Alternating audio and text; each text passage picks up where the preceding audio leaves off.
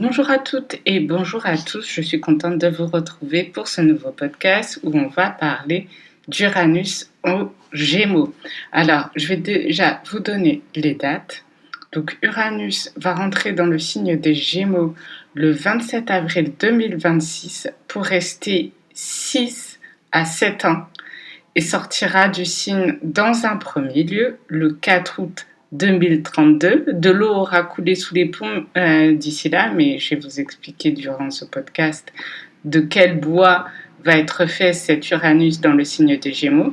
Il sortira le 4 août 2032 pour une période de quelques mois pour rentrer dans le signe du Cancer. Donc en fait, il va nous préparer un petit truc là. Il faudra voir en 2032 l'été et l'automne ce que ça va donner. Ensuite, il va rétrograder dans le signe des Gémeaux en décembre 2032 jusqu'au 23 mai 2033 où il va directement rentrer définitivement dans le signe du Cancer, mais ça on aura le temps, Inch'Allah, d'en parler en 2033. On va se recentrer sur Uranus en Gémeaux. Alors, déjà, je vais vous dire qu'est-ce que les Gémeaux. Alors, vous allez peut-être vous reconnaître dans ce stéréotype, si vous êtes Gémeaux, bien sûr. Donc, c'est parti. Le Gémeaux est une personne qui parle très très vite et qui mâche aussi ses mots. Donc en fait, il y a quand même cette idée de vitesse, de grande vitesse, sans vouloir en fait offenser personne, parce que bon, je suis loin d'être psychophobe, mais c'est vrai que chez les Gémeaux, on retrouve pas mal de personnes avec des troubles de l'attention, de l'hyperactivité, ou des troubles de l'attention tout court. Donc en fait, on est vraiment sur une énergie qui bouge énormément, qui a 10 000 idées à la seconde, qui a beaucoup d'idées, qui aime l'échange d'idées et qui aime être stimulé intellectuellement. Le Gémeaux aussi, comme la Vierge, à l'instar de la Vierge, c'est l'écriture.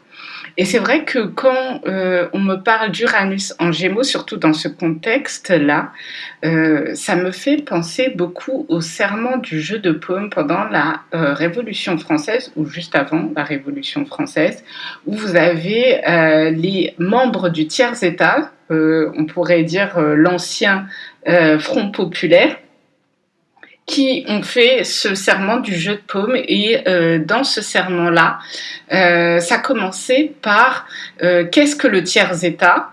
Tout. Qu'est-ce qu'il est? Rien. À quoi il aspire? Devenir quelque chose. Sachant que l'entrée de Uranus en Gémeaux va arriver au moment où Pluton en Verseau sera déjà bien installé, bon, signe qui sera déjà quand même dans les 5 premiers degrés, eh bien, je pense qu'il y aura beaucoup de débats autour de la liberté d'expression, de la liberté tout court, de qu'est-ce qu'être un être humain, quels sont les droits, redéfinir les droits de l'homme, Jean Balbutie, redéfinir ce qu'est être humain aujourd'hui avec les nouvelles technologies, avec l'intelligence artificielle, comment on peut redéfinir notre liberté, notre façon d'interagir, comment on peut se protéger et en même temps être libre. Et je pense qu'il y aura vraiment toute une redéfinition des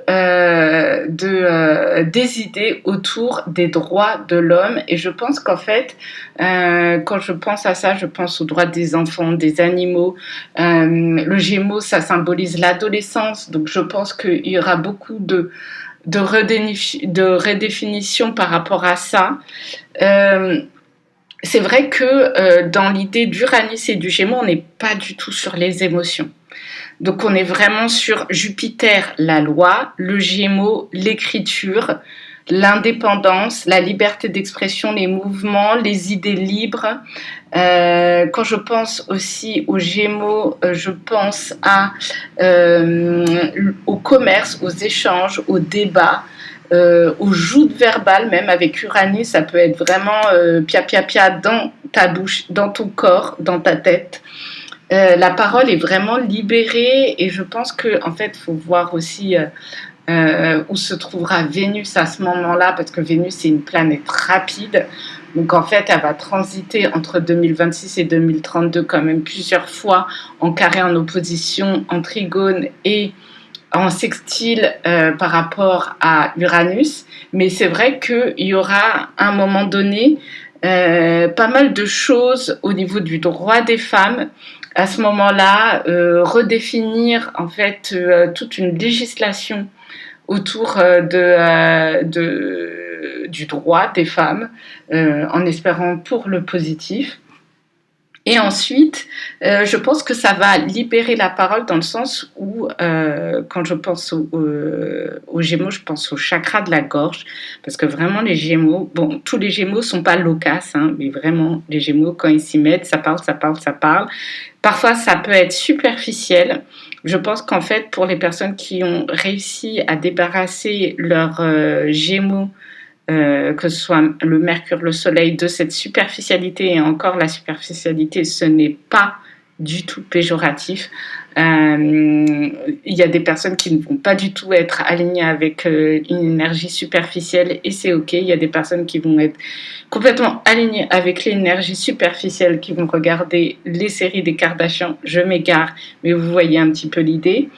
Dans le déblocage de ce chakra de la gorge, vous allez avoir vraiment des personnes qui vont s'exprimer alors qu'elles ne s'exprimaient pas avant. Et c'est pour ça que je pense au tiers état. Et quand je parle du tiers état, c'est vraiment les personnes qui peuvent avoir honte de s'exprimer par rapport à leur quotidien, par rapport à leur vie.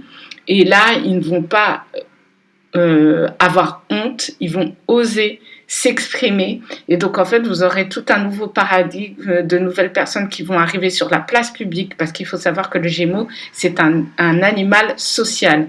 L'animal social dont parlait énormément Rousseau. Et je pense que dans le contrat social, il y avait vraiment des idées Uranus en Gémeaux, parce que le Gémeaux, en fait, vous n'aurez après le Sagittaire, c'est le grand voyageur, et le signe de la Vierge est aussi mercurien, mais le Gémeaux se déplace énormément. Donc en fait, il va à la rencontre des autres. C'est vraiment un signe d'extérieur. Moi, je vois mes amis qui sont mariées à des hommes Gémeaux. Je leur ai dit qu'elles sont mariées à des parfaits petits hommes d'extérieur. Et c'est vrai qu'en fait, il y a cette idée de rassembler, de communiquer, même avec des gens qu'on ne connaît pas du tout. Hein, c'est un peu l'idée du micro-trottoir. Hein, Uranus en Gémeaux, bim, il y a quelqu'un qui vient vous mettre un micro sous le nez, sous la narine, et elle vous donne la parole. C'est un petit peu ça, Uranus en Gémeaux. Hein. C'est vraiment la société. C'est vraiment, on va vers, on va les. Je vous ai fait une Biden, hein, désolée. Mais bon, sans vouloir tacler la tronche à Joe Biden, j'espère qu'il va bien niveau santé. C'est pas drôle du tout. Ça tourne sur les réseaux sociaux, mais c'est vrai que le monsieur se fait vieux et j'espère qu'il va bien prendre soin de sa santé. Ceci étant dit, qu'est-ce que je disais? Oui, une redéfinition de la liberté. J'espère que avec cette Uranus dans le signe des Gémeaux, on va pas voir naître cette fameuse identité numérique. Je pense qu'en fait, il y a certaines choses qui vont poser à question. Surtout au niveau de, non pas de l'intelligence artificielle, parce que pour l'instant, en fait, elle est utilisée de manière ponctuelle par la population. Je pense plutôt à tout ce qui est automatisation, robotisation. Je pense qu'en fait, le monde tel qu'on l'a toujours connu, bientôt, n'existera plus. Et dans cette idée de robotisation, ça peut être robotisation de l'être humain, mais ça, je pense que de toute façon, c'est quelque chose qui est déjà plus ou moins établi. Je vous renvoie au film de Charlie Chaplin, Les temps modernes, qui d'une terrible actualité sur le Fordisme. Et c'est vrai que moi, quand je regarde le film de Charlie Chaplin, je vois pas la différence entre quelqu'un qui travaille dans l'entrepôt d'Amazon. Donc, si vous voulez, là, il y aura vraiment cette idée d'automatiser, de robotiser certaines tâches, et aussi d'avoir cette robotisation intégrée sur notre corps. C'est-à-dire que, bon, déjà, il y a les lunettes, les lunettes, vous voyez là, les trucs là, comment ça s'appelle déjà ce truc-là? Réalité virtuelle, voilà, réalité virtuelle. Où justement, en fait, le quotidien, ça c'est vraiment pour les personnes, le quotidien, enfin, ça leur plaît pas tellement, donc en fait, il faut qu'ils voient autre chose, bim, dans les canailles. Après, c'est vrai que pour l'aspect esthétique, ça fait un petit peu peur parce que du coup, déjà, on a les yeux rivés sur nos smartphones, donc on fait pas trop attention au mode notre monde qui nous entoure, pardon. Mais on peut quand même lever la tête pour regarder là où on va.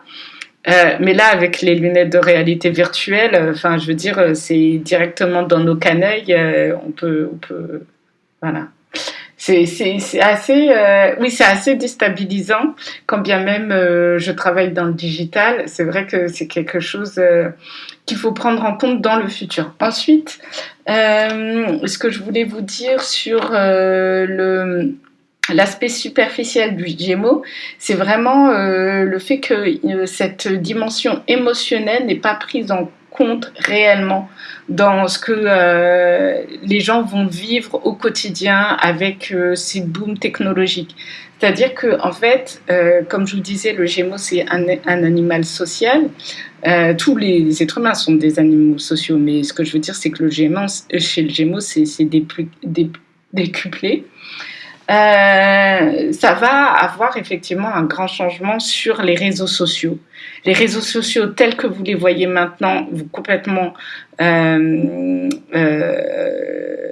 permutés. Ce ne sera plus du tout la même limonade. Et je veux dire aussi les applications de rencontres. Et je pense au film Her avec Joaquin Phoenix, où Joaquin Phoenix est en relation avec une intelligence artificielle. C'est quelqu'un de très seul dans une grande ville occidentale qui voilà, un 9 to 5 job. Bon, ça, c'est un détail. Et en fait, il ne trouve pas chaussure à son pied et il fait appel à une intelligence artificielle pour l'accompagner au quotidien affectivement. C'est froid. C'est assez apeurant d'un point de vue aujourd'hui, là, en 2024, mais c'est quelque chose, je pense, qui est très actuel et qui va arriver. Je pense que Uranus en Gémeaux, c'est vraiment un petit peu ce qu'on voit dans Black Mirror. Pas tous les épisodes, fort heureusement, de Black Mirror, mais il y a cette déshumanisation qui est possible dans tout ce qui va se mettre en place, d'où la nécessité d'exprimer son point de vue, de se réunir pour redéfinir les droits des êtres humains, que ce soit cadré grâce à l'énergie de Jupiter qui est bien sûr l'abondance, l'abondance, la chance, mais c'est aussi la loi. Donc, et c'est les contrats, Jupiter aussi. Ça peut être les contrats. Ça peut être notre source de revenus, donc l'abondance. Ça peut être les partenariats. Donc en fait, là, je vais partir dans une description un peu plus personnelle, signe par signe, mais pour les signes avec lesquels le Gémeaux va interagir. Donc moi, je suis Cancer, donc ça interagit pas vraiment. Là, je vois que Jupiter est déjà dans le signe des Gémeaux. Je vois que ça interagit pas réellement avec mon signe. En tout cas, pas au début des Gémeaux. Il faut voir donc du coup les signes de la Balance et du Lion, parce que ça joue par sextile et par trigone. Donc ça peut être, comme je vous disais, la signature de contrats intéressants, de chance. Là, je parle pour les Gémeaux, Balance, Lion, donc conjonction, sextile, trigone. De la reprise de confiance en soi. Si vous avez un petit peu subi un petit carré là début Uranus en taureau, ça peut être la reprise de confiance en soi. Là, les choses bougent à nouveau, ça reprend de la vie, ça reprend de l'espérance, ça reprend du mouvement. Si vous vous sentiez freiné, là, ça redémarre à Mars et ça redémarre. Lol.